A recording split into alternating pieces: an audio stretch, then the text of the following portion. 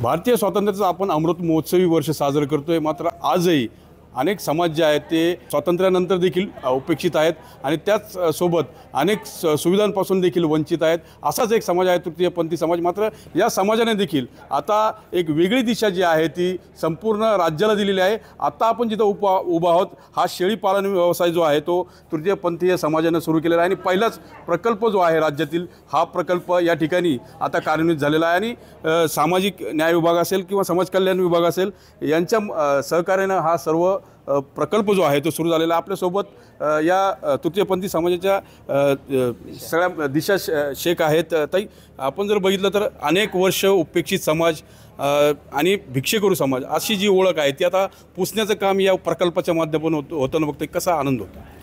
आनंद तर आहेच, स्वतःची ओळख बदलावी हे कोणाला वाटत नाही। आमचा समुदाय आज भिक्षेकरी म्हणून आयडेंटिटी जी मिळालेली आहे आणि ती बदलण्यासाठीच आम्ही जे पाऊल टाकलं आहे ते आज ते स्वप्न कुठेतरी सत्यात येते आणि ते पाहताना नक्कीच खूप आनंद होतो, सगळ्यांनाच होतो। आमची पूर्ण कम्युनिटी खुश आहे आणि ज्यांना काही निराशा होती ती पण आज थोडीशी दूर झाली। त्यांनाही असं वाटतं की नाही काहीतरी होणार आहे, तर नक्कीच खुश आहोत आज।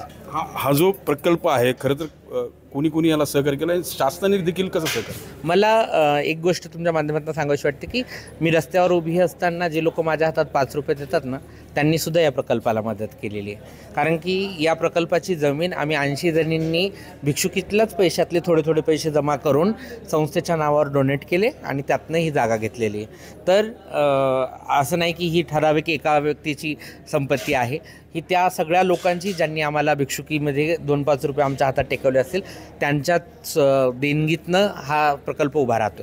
त्यानंतर सप्रेम सामाजिक संस्था आणि समाज कल्याण विभाग या 2 विभागांनी आम्हाला खूप म्हणजे सप्रेम सामाजिक संस्थेने सुरुवात केली, त्याला जोड देत समाज कल्याण विभाग कलेक्टर असतील, इथल्या कलेक्टरपासून तलाठी कार्यालयातल्या सगळ्या कर्मचाऱ्यांनी आम्हाला खूप सपोर्टिव्ह भूमिका घेतल्या।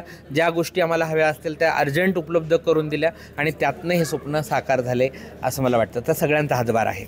आपल्यासोबत पिंकी गुरु देखील आहेत। आता तुम्ही जे मगाशी म्हटलं की जो समाज भिक्षेकरू होता तो आता उद्योग व्यवसायात देखील उतरला पाहिजे, पुढची पिढी आहे तुमची ती देखील एका वेगळ्या मार्गाने जायला हवी आणि समाजात त्यांना एक प्रतिष्ठा निर्माण व्हायला हवी, अशी तुमची जी सगळी जो प्रकल्प वर आणण्यामागची इच्छा आहे ती पूर्ण होताना दिसते? हो, नक्कीच दिसते आणि ही पण आशा आहे की आमची भावी पिढी भिक्षुकी करताना दिसली नाही पाहिजे, ती स्वाभिमानी जगली पाहिजे।